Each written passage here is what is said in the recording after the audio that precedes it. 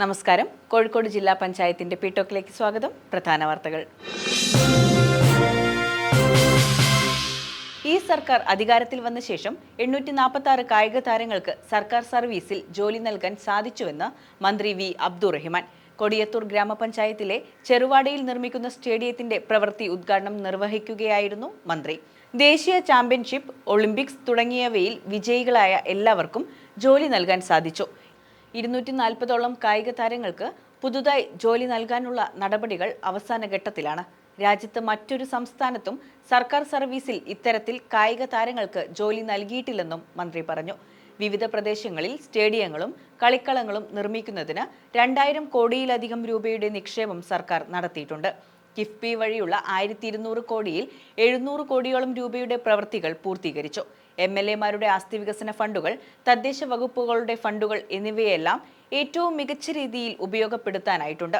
എല്ലാ പഞ്ചായത്തിലും ഒരു കായിക പരിശീലകനെ നൽകാനുള്ള നടപടികളിലേക്ക് സർക്കാർ എത്തിയിരിക്കുകയാണ്.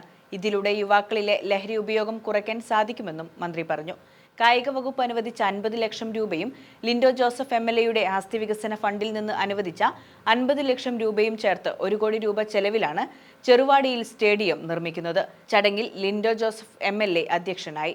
കൊടിയത്തൂർ ഗ്രാമപഞ്ചായത്ത് പ്രസിഡന്റ് ദിവ്യ ഷിബു, വൈസ് പ്രസിഡന്റ് ഫസൽ കൊടിയത്തൂർ, ജില്ലാ ബ്ലോക്ക് പഞ്ചായത്ത് മെമ്പർ, രാഷ്ട്രീയ പാർട്ടി പ്രതിനിധികൾ തുടങ്ങിയവർ പങ്കെടുത്തു. കൊടുവള്ളി നഗരസഭയിൽ വാർഷിക പദ്ധതിയിൽ 25 ലക്ഷം രൂപ വകയിരുത്തി 65 വയസ്സ് പിന്നിട്ട 3600-ലധികം വയോജനങ്ങൾക്ക് പോഷകാഹാര കിറ്റ് വിതരണം ചെയ്തു. നഗരസഭാ ചെയർപേഴ്സൺ വെള്ളറ അബ്ദു വിതരണോദ്ഘാടനം നിർവഹിച്ചു.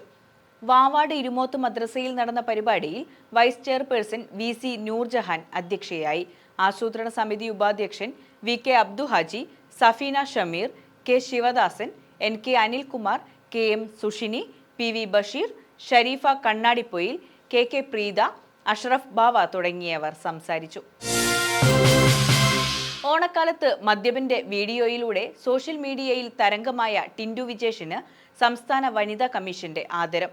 വടകര നഗരസഭയുടെ സഹകരണത്തോടെ പാർക്ക് ഓഡിറ്റോറിയത്തിൽ വനിതാ കമ്മീഷൻ സംഘടിപ്പിച്ച ജാഗ്രതാ പരിശീലന പരിപാടിയിലാണ് കമ്മീഷൻ അധ്യക്ഷ P സതീദേവി ടിൻഡു വിജേഷിനെ അനുമോദിച്ചത്. കോഴിക്കോട് വളയം പഞ്ചായത്തിലെ നിരവുമ്മൽ അങ്കണവാടിയിലെ രക്ഷിതാവാണ് ഇവർ. പരിപാടിയിൽ നഗരസഭാ ചെയർപേഴ്സൺ KP ബിന്ദു അധ്യക്ഷത വഹിച്ചു.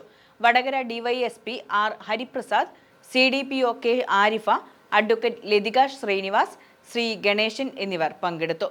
Legal resources centre consultant advocate CK Sajira class നയിച്ചു. ഇനി കോഴിക്കോട് ജില്ലയിലെ പ്രധാന അറിയിപ്പുകൾ നോക്കാം.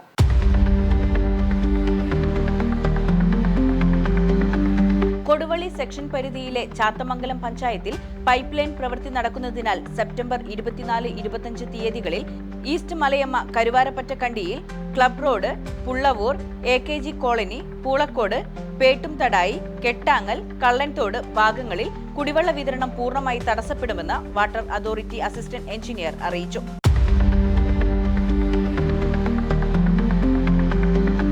മേലടി ബ്ലോക്ക് പഞ്ചായത്ത് വാർഷിക പദ്ധതിയിൽ ഉൾപ്പെടുത്തി നടപ്പാക്കുന്ന വനിതകൾക്കുള്ള ജിംനേഷ്യം പദ്ധതിയിൽ ആവശ്യമായ ഉപകരണങ്ങൾ വിതരണം ചെയ്യാൻ ടെൻഡർ ക്ഷണിച്ചു. അവസാന തീയതി സെപ്റ്റംബർ 29-ന് ഉച്ച 1 മണി. Phone 9446567648.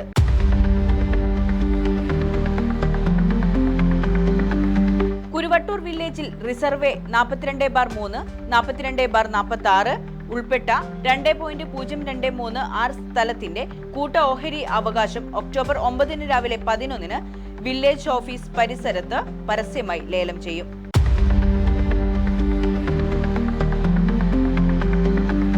Kozhikode government engineering college CCF വിഭാഗത്തിലെ ജനറേറ്റർ പ്രവർത്തനക്ഷമമാക്കാൻ കൊട്ടേഷൻ ക്ഷണിച്ചു. പ്രിൻസിപ്പൽ, സർക്കാർ engineering college, Kozhikode, west hill PO 673005 എന്ന വിലാസത്തിൽ സെപ്റ്റംബർ 29-ന് ഉച്ചയ്ക്ക് 2-നകം ലഭിക്കണം. വിശദാംശങ്ങൾ സ്ക്രീനിൽ കാണുന്ന വെബ്സൈറ്റിൽ ലഭിക്കും. ഈ വാർത്താ ബുള്ളറ്റിൻ ഇവിടെ അവസാനിക്കുന്നു. നമസ്കാരം.